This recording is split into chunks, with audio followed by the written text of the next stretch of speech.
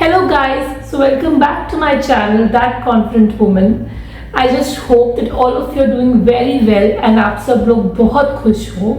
आज जिस टॉपिक के बारे में हम बात करेंगे वो है how to negotiate for a salary hike. अपनी सैलरी को कैसे बढ़ाएं, अपने बॉस से कैसे बात करें अपनी सैलरी को इंक्रीज करने के लिए।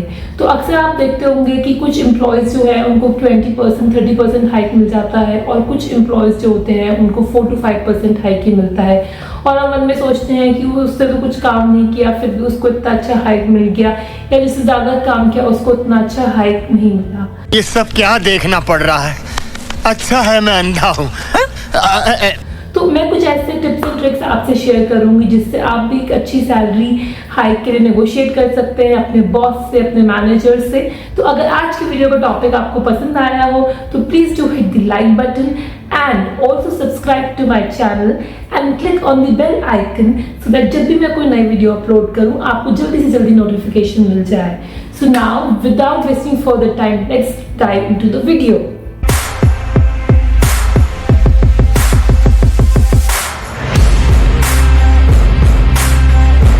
So number one is correct information about how much salary people like you are earning. ये बड़ी अच्छी बात कही आप एक इंफॉर्मेशन कलेक्ट करिए कि आपके एरिया में आपके स्किल सेट के साथ जितना आपका वर्क एक्सपीरियंस है उस एरिया में बाकी आपके जो पीयर्स हैं वो कितना पैसा कमा रहे हैं। आप this you can do with the help of a market research. बहुत सारे टूल्स अवेलेबल हैं आजकल जैसे naukri.com, glassdoor.com, जिससे आपको एक आइडिया लगता है that okay my peers with similar experience are earning this much amount of money. तो आप खुद को बेंचमार्क कर सकते हैं उसके अगेंस्ट कि इतना आपका पैकेज उससे कम है। बहुत से लोग जो होते हैं ना वो अपने कंपनी का अप्रेजल प्रोसेस नहीं समझते कि बहुत ज़रूरी है कि आप अपने कंपनी का अप्रेजल सिस्टम जिससे परफॉर्मेंस मैनेजमेंट सिस्टम होता है उसको ध्यान से समझिए। आप समझिए कि आपका साइकिल कब शुरू होता है कब खत्म होता है, आपका अप्रेजल फॉर्म कैसा दिखता है, उसकी क्या क्या इवैल्यूएशन स्टेप्स होते हैं, आपकी हाइक जो होती है वो कैसे डिटरमाइन होती है, आपकी कंपनी में बेल कर्व फॉलो होता है या नहीं होता है, आपका जो आउटकम है वो कैसे ड्रिवन है, आप जो काम कर रहे हैं उसका क्या इम्पैक्ट है। तो ये सब कुछ फैक्टर्स है जो आपको स्टडी करने पड़ेंगे अंडरस्टैंड करने के लिए कि आपकी करंट कंपनी में अप्रेजल प्रोसेस कैसे काम करता है। हमारे यहाँ ऐसा ही होता है। Number 3, find out whom you are going to negotiate with via LinkedIn। तो जिस भी बंदे से आपको अपनी सैलरी के लिए नेगोशिएट करना है या फिर आपको अपनी जॉब ऑफर के लिए नेगोशिएट करना है आप उस बंदे के बारे में मैक्सिमम से मैक्सिमम इंफॉर्मेशन निकालिए। लिंक्डइन के थ्रू आपको पता चलेगा कि उस बंदे ने पास्ट में किस तरह का काम किया है, उसके क्या लाइक्स है क्या डिसलाइक्स हैं in terms of his professional life, उसका नेटवर्क कितना बड़ा है, उसकी एजुकेशन क्वालिफिकेशंस क्या है। तो आपको अंडरस्टैंडिंग होगी इस बंदे के बारे में। वहां से आपको एक कॉन्वर्सेशन बिल्ड करना ईजी होगा बिकॉज आपके पास पहले से उस इंसान के बारे में इंफॉर्मेशन होगी। नंबर 4th टिप, जब आपका परफॉर्मेंस मैनेजमेंट सिस्टम ट्रिगर होता है तो आपके पास एक सेल्फ अप्रेजल फॉर्म आता है जिसमें आपको अपनी काम जो आपने काम किए हैं वो लिखने होते हैं। लेट्स से लास्ट 6 months में या लास्ट 1 year में आपने जितने भी प्रोजेक्ट्स जितने भी टास्क माइलस्टोन्स अचीव कर किए हैं आपको वो सब लिखना होता है उसमें अगेंस्ट जो आपको काम असाइन हुए थे। तो बहुत से लोग क्या करते हैं वो जस्ट मेंशन कर देते हैं कि हाँ मैंने ये काम किया है ये काम किया है ये रिपोर्ट बनाई है इस तरह से टीम को मैनेज किया है, but they fail to mention the outcome कि उनके काम से कंपनी को कैसे बेनिफिट हुआ है, क्या बिजनेस आउटकम उन्होंने ड्राइव किया है। तो मेक श्योर जब भी आप कोई पॉइंट लिखें जैसे कि आपने कोई रिपोर्ट बनाई है तो उस रिपोर्ट से आपके क्लाइंट को आपके कस्टमर को क्या फायदा हुआ ये जरूर मेंशन करिए। जैसे आपके रिपोर्ट बनाने से जो कस्टमर है उसका जो प्रोसेसिंग टाइम है वो कम हो गया या उसकी डिसीजन मेकिंग फास्ट हो गई। तो ये कुछ एग्जाम्पल्स हैं जो आप दे सकते हैं अपने रिपोर्ट में जो जस्टिफाई कि हाँ मैंने काम तो किया लेकिन बिजनेस से भी उसको फायदा हुआ मेरे काम से। नंबर 5th पॉइंट, एंड ये सबसे ज़्यादा इंपॉर्टेंट पॉइंट है, जो आपका मैनेजर है आप उससे बात करिए, उससे फेस टू फेस एक कॉन्वर्सेशन करिए और उससे अपने एक्सपेक्टेशंस बिल्कुल क्लियरली बता दीजिए। अक्सर क्या होता है ना most of the employees they assume that the manager would know what they want no, your manager is not God, he will not know what you want. So आपकी जो भी एक्सपेक्टेशंस है, जितना भी आप हाइक एक्सपेक्ट कर रहे हैं, जितना प्रमोशन एक्सपेक्ट कर रहे हैं, या आप job offer eight XCTC expect कर रहे हैं, तो वो आप अपने मैनेजर को, अपने नेगोशिएटिंग पर्सन को क्लियरली बताइए कि मैं इतना एक्सपेक्ट कर रहा हूँ, because nobody can guess it for you, right. अगर आप बताएंगे तभी उसको पता चलेगा कि आप इतना एक्सपेक्ट कर रहे हैं. सो वो क्लैरिटी होनी बहुत ज़रूरी है. नंबर 6 पॉइंट इज, जब हम किसी जंग में जाते हैं तो आपने देखा होगा जो सिपाही है उसके पास कितना एमिनेशन होता है, गन्स होते हैं, ग्रेनेड्स होते हैं, he is loaded and he can defend himself against the enemy. So उसी तरह जब आपका मैनेजर आपका केस रखने के लिए अपर मैनेजमेंट के पास जाएगा, आपके लिए हाइक की बात करेगा, तो आपको उसको सारे डेटा पॉइंट्स, सारे प्रूफ्स बना के देने होंगे. तो ये वेट मत करिए कि आपका मैनेजर आपसे बोले कि आप मुझे डेटा पॉइंट्स बना के दो. नो, आप उसको सारे डेटा पॉइंट्स, सारे प्रूफ्स पहले से कलेक्ट करके इकट्ठे करके दे दीजिए कि ये सारे वो पॉइंट्स हैं जिसकी वजह से मेरा जो केस है वो स्ट्रांग होता है, and this will help you in defending me in front of the management. Then 7th tip is, appraisal के प्रोसेस के टाइम में, जैसे अप्रेजल आपका ट्रिगर होने वाला है, उस टाइम से अपनी थोड़ी सी विजिबिलिटी इंक्रीज करिए.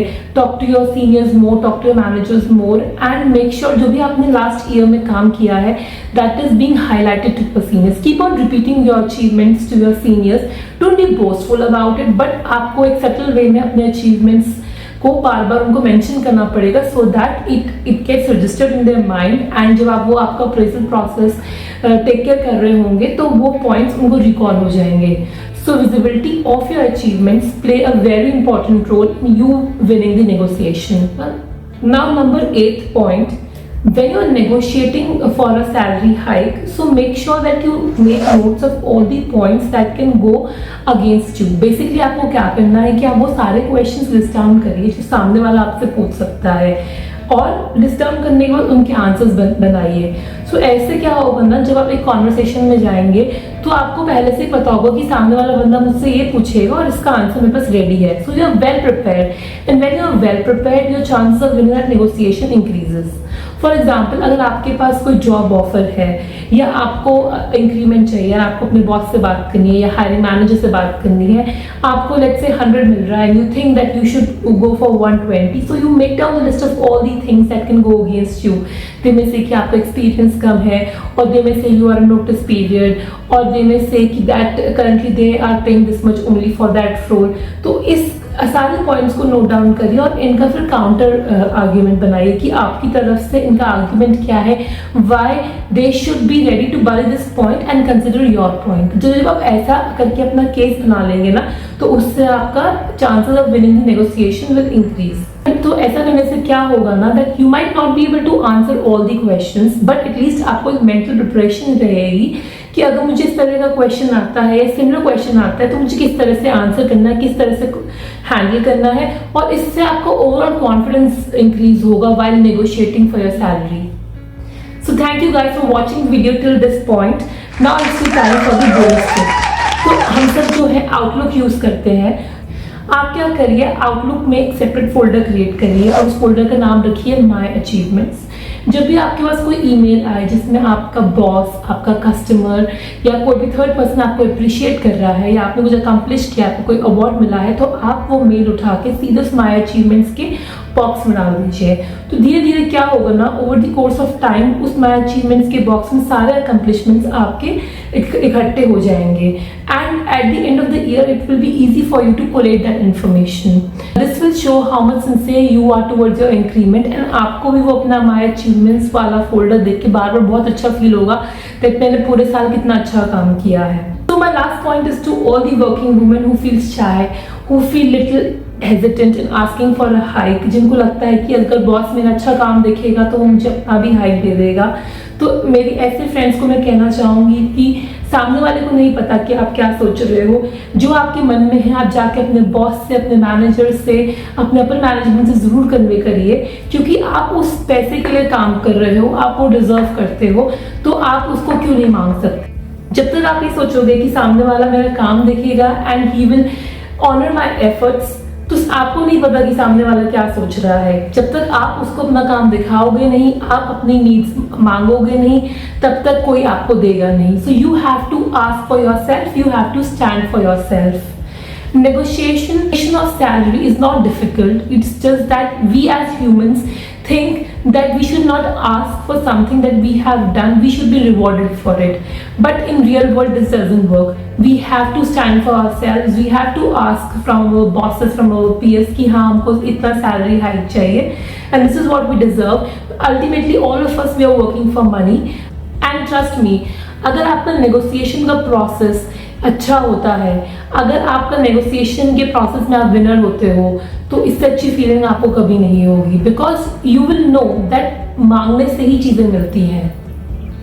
सो दैट्स ऑल गाइस। अगर आपको ये वीडियो पसंद आई हो तो please do like this video and subscribe to my channel. आपका एक सब्सक्राइब, आपका एक like, it means a lot to me, as you know that I am growing on YouTube. And आपके लाइक से, आपके सब्सक्राइब से मुझे लगता है कि मैं सही काम कर रही हूँ। It gives me motivation to bring more and more content to you, to bring more and more information to you guys. So guys, see you next time. Till then आप सब लोग बहुत खुश रहिए। टाटा।